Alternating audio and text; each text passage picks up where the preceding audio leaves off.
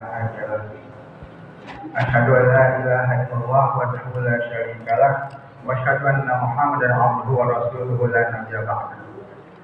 Allahumma shalli ala sayyidina Muhammadin wa ala alihi wa sahbihi wa sallam.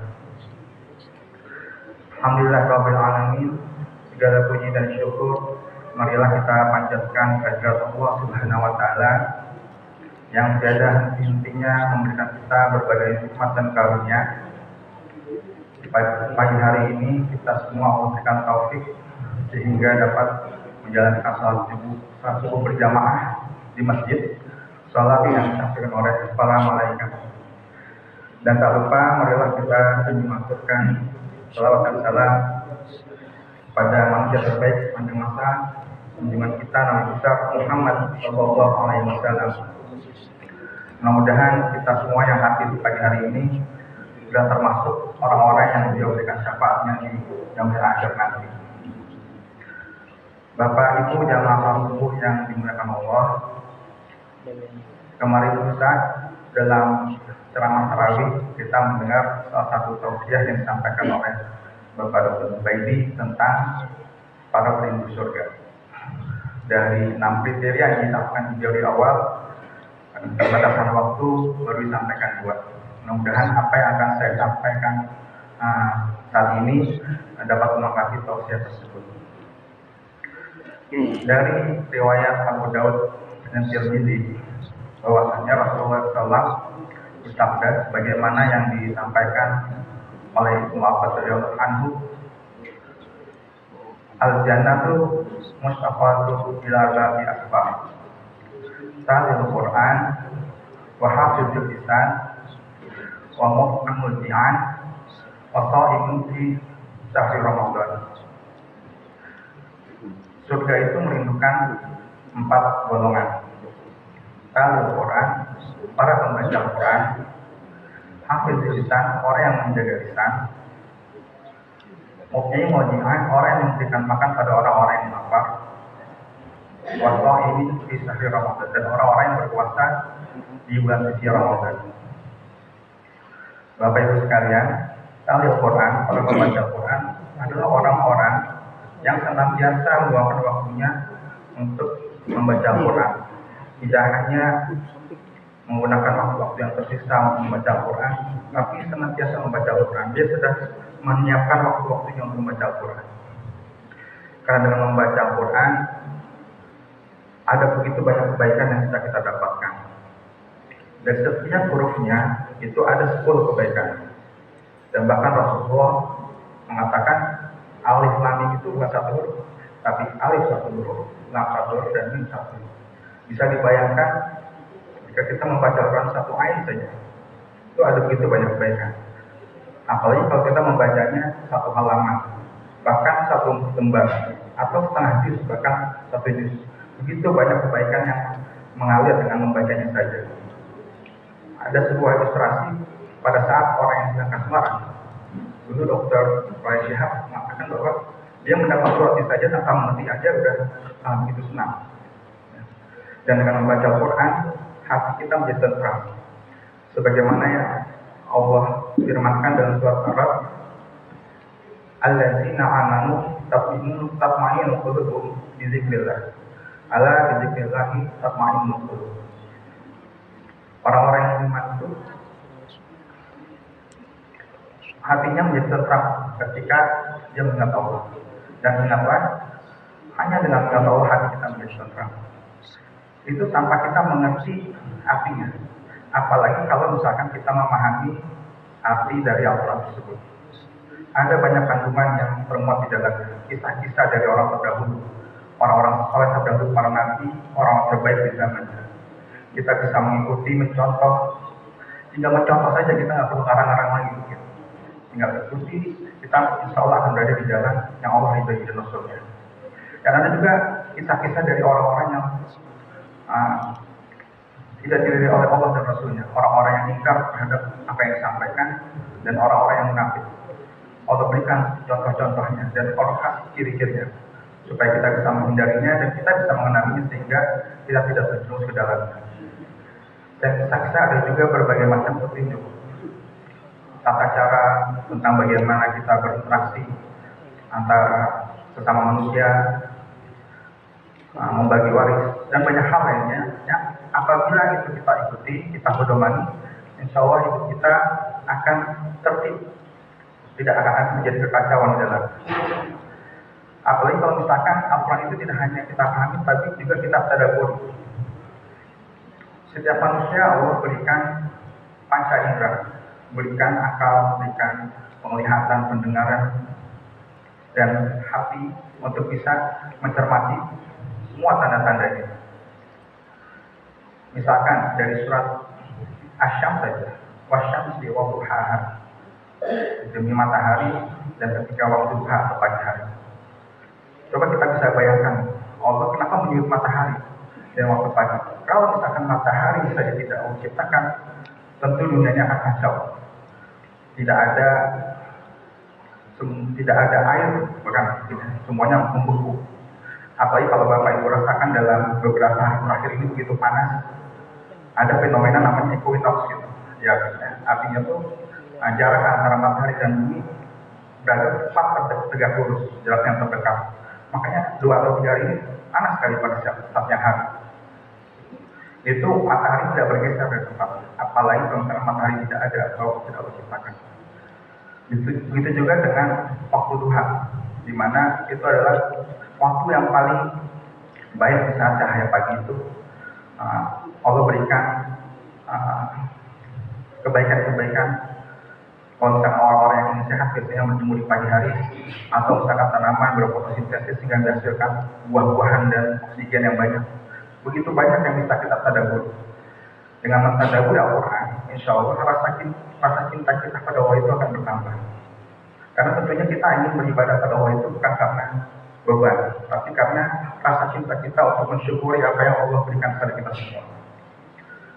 Ada sebuah kisah ketika para sahabat-sahabat Rasul yang ditawan pada saat perang kembali, ada seorang ibu yang mencari-cari anaknya.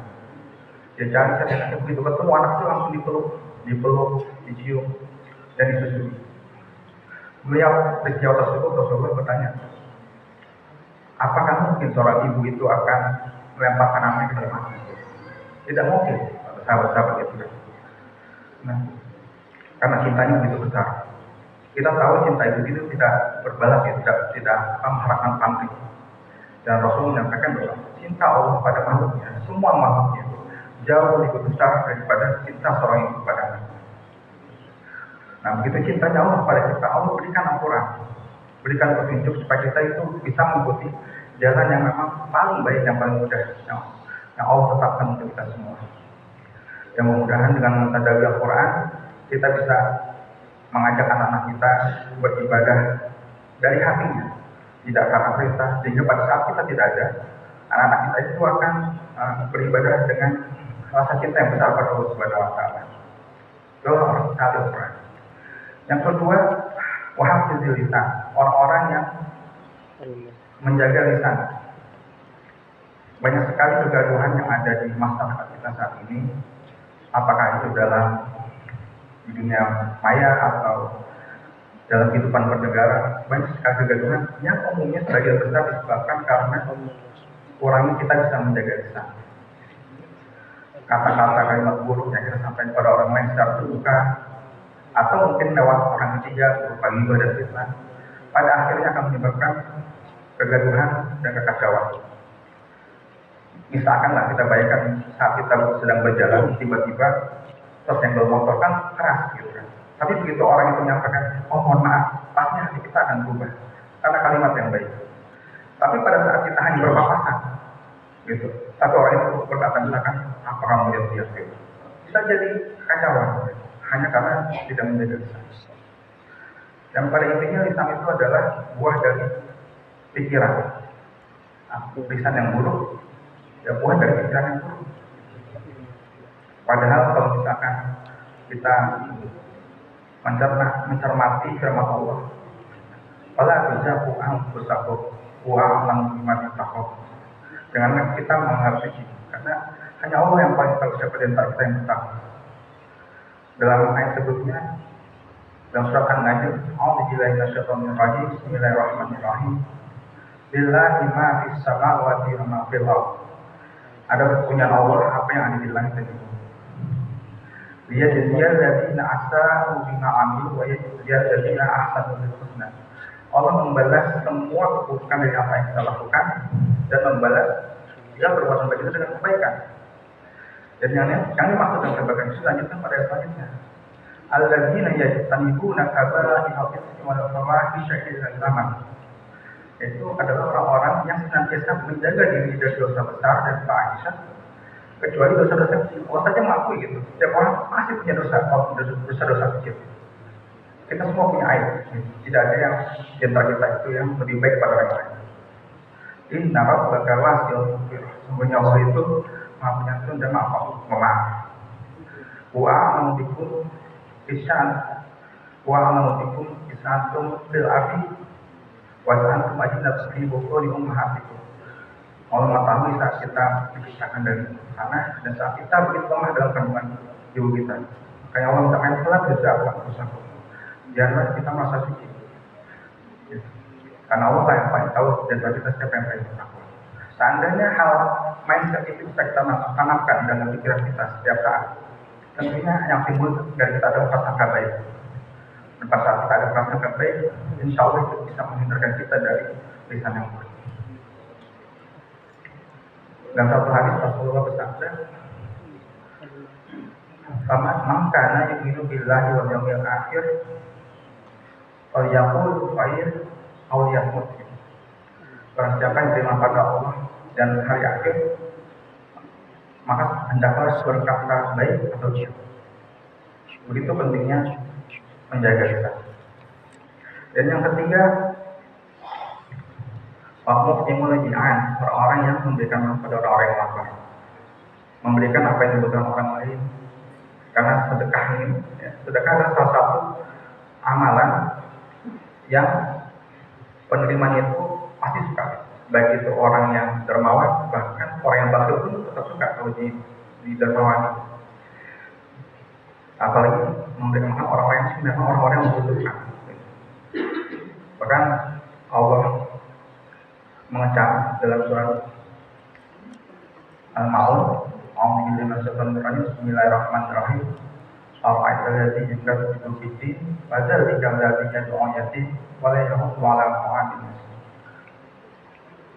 Apakah kamu tidak memperhatikan orang-orang yang menyesatkan agama, yaitu orang-orang yang menghadirkan anak yatim dan tidak suka pada orang untuk memberi makan orang miskin.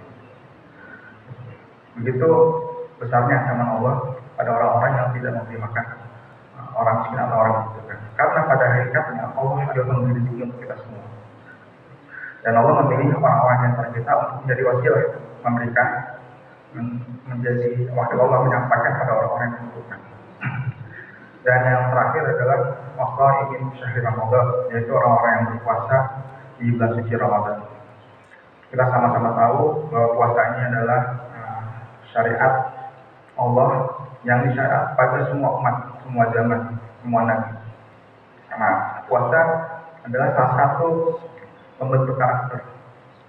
Di mana salah satu tujuan dari puasa adalah menjadikan kita menjadi orang yang bertakwa. Salah satu sahabat ditanya mengenai apa itu takwa. Takwa itu bagaikan kita berjalan di suatu jalan yang penuh konak dan sulit, dan kita melangkah secara hati-hati, memilih langkah kita supaya tidak terkena konak dan sulit tersebut. Dan itulah takwa keutamaan. Jadi dengan berpuasa, mudah-mudahan kita bisa melatih diri kita untuk selalu bersikap hati-hati, berhati-hati terhadap apa yang kita makan. Apakah zatnya halal atau haram? Apakah dalam memperolehnya itu halal atau haram? Kita ada makanan rata-rata begini. Kalau kita tidak persilahkan, ya mungkin bukan hak kita untuk memakannya. Seringkali kita bodoh gitu kan. Seringkali ada barang yang begitu saja. Gitu. Tanpa kita menahan diri berhati-hati terhadap barang-barang yang remeh tersebut gitu di pikiran kita. Dan kita juga berhati-hati terhadap bagaimana cara kita memperoleh, apakah itu dari pekerjaan yang halal, bukan dari harta riba dan sebagainya. kita senantiasa berhati-hati. Mudah-mudahan dengan menjaga ibadah puasa, apalagi di bulan suci Ramadan yang Allah wajibkan dan Allah lipat gandakan amal kebaikan, itu tidak hanya menjadi sarana pelatihan, tapi juga menjadi lipat ganda amal kebaikan bagi kita semua. Mudah-mudahan 4 hal tersebut dapat kita jalani dan mudah kita bisa menjadi orang-orang yang dirindukan surga. Demikian yang dapat saya sampaikan, tidak banyak. Terkhusus apa yang saya sampaikan ini hanya untuk diri saya sendiri yang begitu banyak kekurangan khilafan, dan apabila ada hal-hal yang kurang berkenan mohon dimaafkan. Terima kasih. Wabillahi taufiq wal hidayah. Wassalamualaikum warahmatullahi wabarakatuh.